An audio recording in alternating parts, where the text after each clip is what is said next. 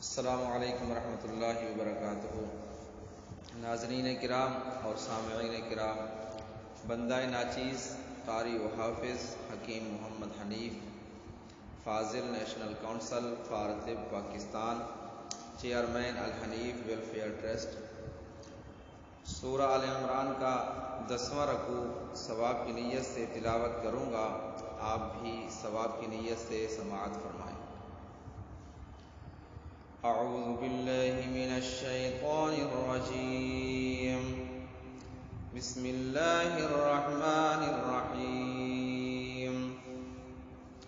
لن تنالوا البر حتى تنفقوا مما تحبون وما تنفقوا من شيء فإن الله به عليم۔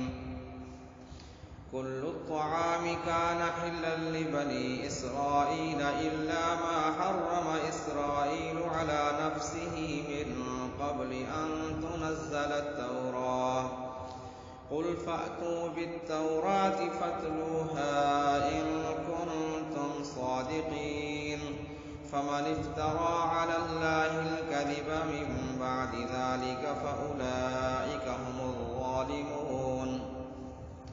قل صدق الله فاتبعوا ملة إبراهيم حنيفا وما كان من المشركين، إن أول بيت وضع للناس للذي ببكة مباركا وهدى للعالمين، فيه آيات بينات مقام إبراهيم، ومن دخله كان آمنا، ولله على الناس حج البيت من استطاع إليه سبيلا، ومن كفر فإن الله غني عن العالمين۔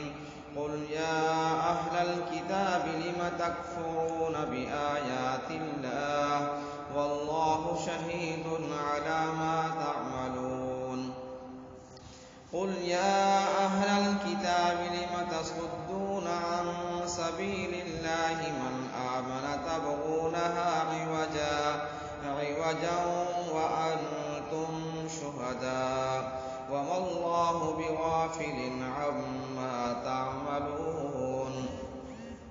يا أيها الذين آمنوا إن تطيعوا فريقا من الذين أوتوا الكتاب يردوكم بعد إيمانكم كافرين، وكيف تكفرون وأنتم تتلى عليكم آيات الله وفيكم رسوله، ومن يعتصم بالله فقد هدي إلى صراط مستقيم۔